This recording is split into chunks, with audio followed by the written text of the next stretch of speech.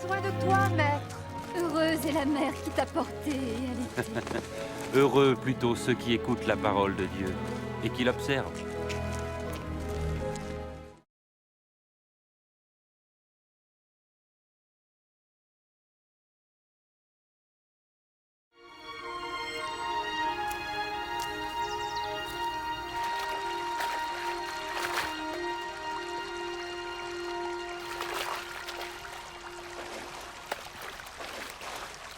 Apprends-nous à prier, comme Jean l'a appris à ses disciples. Quand vous priez, dites « Notre Père qui es aux cieux, que ton nom soit sanctifié, que ton règne vienne, que ta volonté soit faite sur la terre comme au ciel. Donne-nous chaque jour notre pain quotidien. Pardonne-nous nos offenses, comme nous pardonnons aussi à ceux qui nous ont offensés. Protège-nous contre la tentation et délivre-nous du mal. »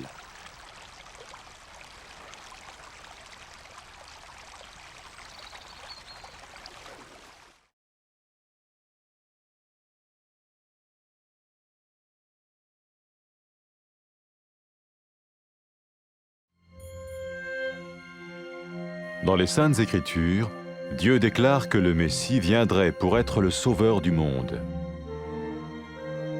La vie de Jésus prouve qu'il est bien celui dont les prophètes avaient parlé. Ésaïe a prophétisé que la Vierge deviendrait enceinte et qu'elle enfanterait un fils. Des siècles plus tard, la naissance de Jésus accomplissait cette prophétie.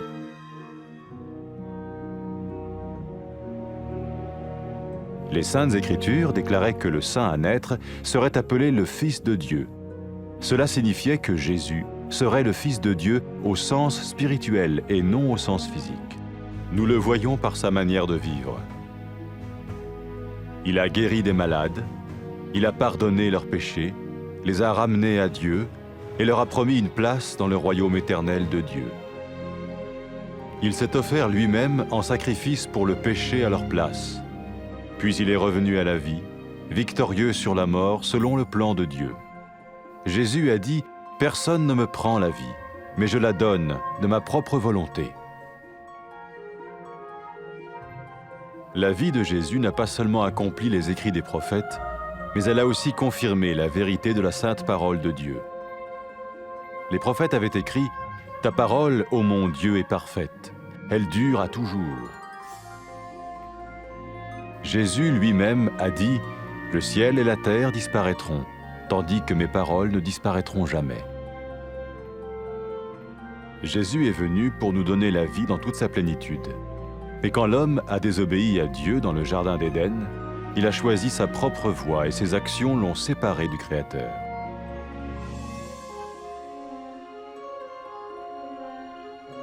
Les Saintes Écritures déclarent que tous ont péché et que le salaire que paye le péché, c'est la mort.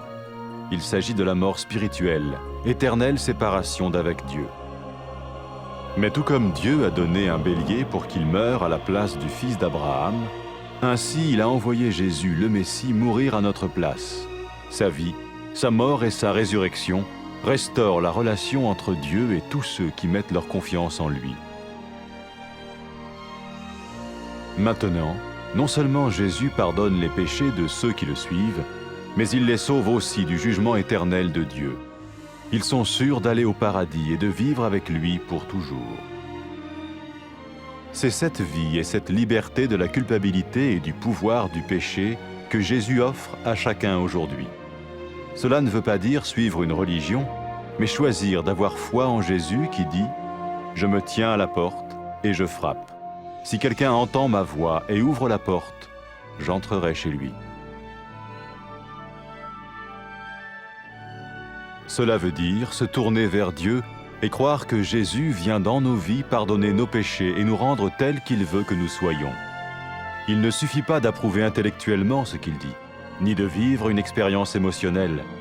Nous le recevons par grâce, au moyen de la foi, par un acte de notre volonté. Lorsque quelqu'un est prêt à suivre Jésus le Messie, il peut lui parler par une simple prière. Peut-être êtes-vous prêt maintenant à ouvrir votre vie à Dieu. Si oui, vous pouvez vous joindre à la prière suivante, silencieusement. dans votre cœur. Seigneur Jésus, j'ai besoin de toi. Merci d'être mort sur la croix pour mes péchés.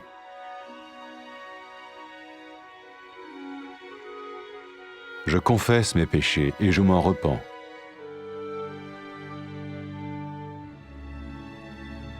Je t'ouvre la porte de ma vie et je te reçois comme mon Sauveur et Seigneur.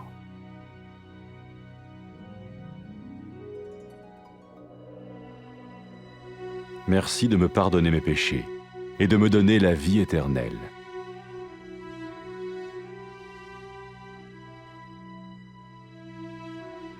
Fais de moi le genre de personne que tu veux que je sois. Maintenant que je deviens l'un de ceux qui te suivent. Amen.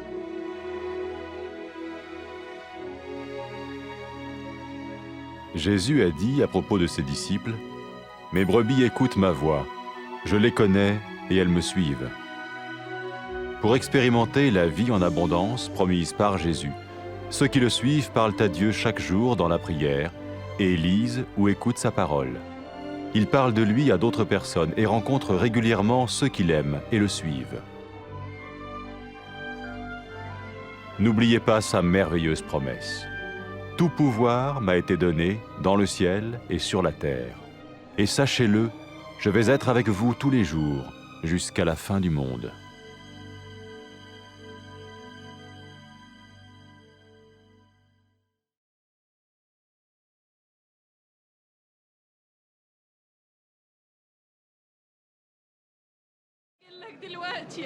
يا بخت الأم اللي جابتك واعتنت بيك. قولي يا بخت اللي بيسمعوا كلام الله وبيعملوا بيه.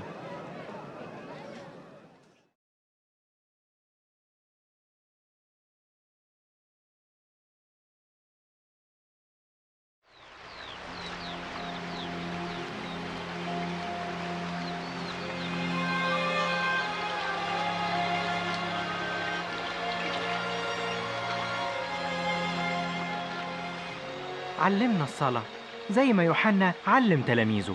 لما تصلوا قولوا: أبانا الذي في السماوات، ليتقدس اسمك، ليأتي ملكوتك، لتكن مشيئتك كما في السماء كذلك على الأرض.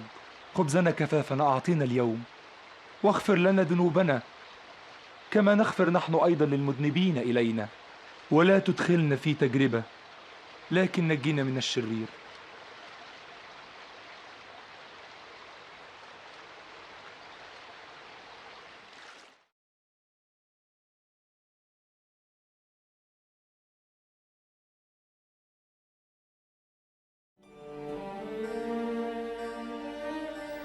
ربنا قال في الكتاب المقدس إن المسيح هيجي ويخلص العالم من الخطية، وحياة يسوع بتقدم لنا الدليل على إنه هو نفسه الشخص اللي اتكلم عنه الأنبياء. والنبي إشعياء قال العذراء هتحبل وتولد ابن، وبعد كده ب100 سنين اتولد يسوع وتحققت النبوة.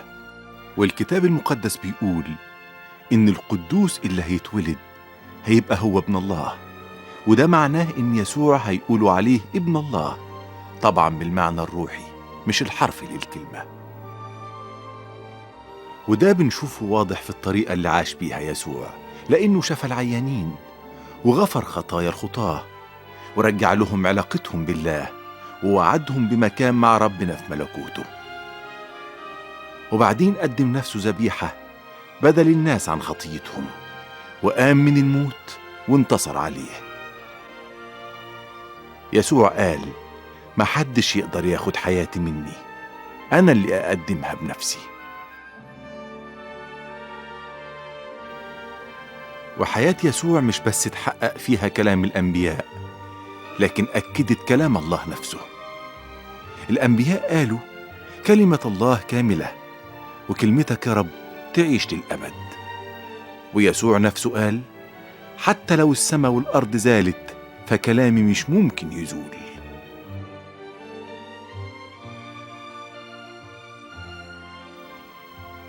وجه يسوع عشان يدينا حياة سعيدة غنية.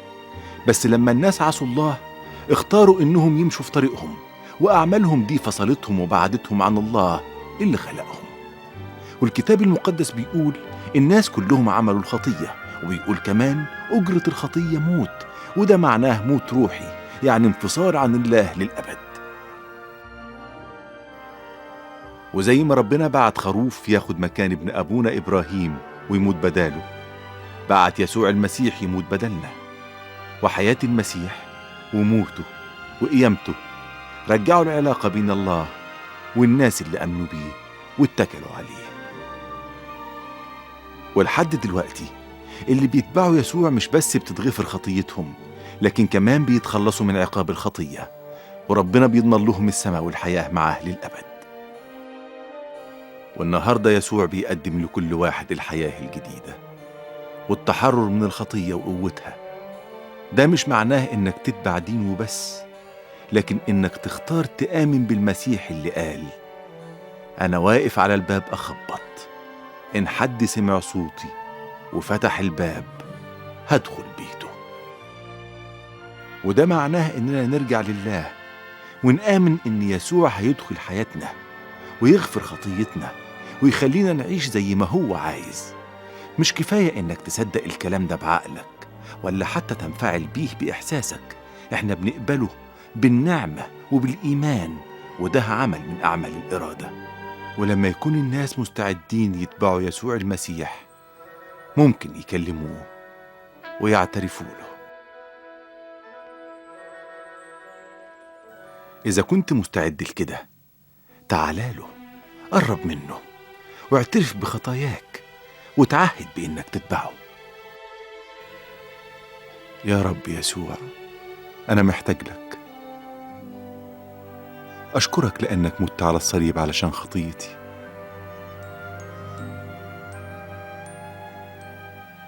أنا بعترف وأتوب يا رب عن خطيتي.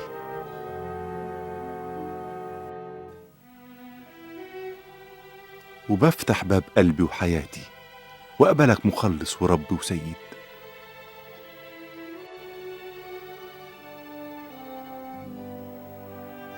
أشكرك لأنك غفرت خطيتي واديتني حياة أبدية.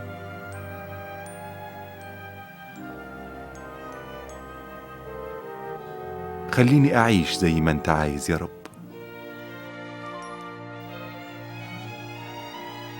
لأني هتبعك وامشي معاك. آمين.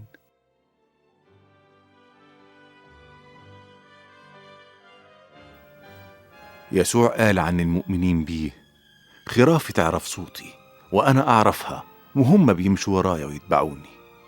وعشان تعيش الحياة السعيدة الغنية اللي بيوعدنا بيها الرب يسوع لازم تكلم ربنا كل يوم بالصلاة، وتقرأ أو تسمع كلمة ربنا، وكمان تكلم غيرك عنه، وتتقابل دايما في اجتماعات مع الناس اللي بيحبوا يسوع وبيمشوا وراه ويعيشوا معاه. وما تنساش أبدا وعد يسوع العظيم: كل السلطان اللي في السماء وعلى الأرض عندي، وأنا هكون دايما معاكم لغاية نهاية الزمن.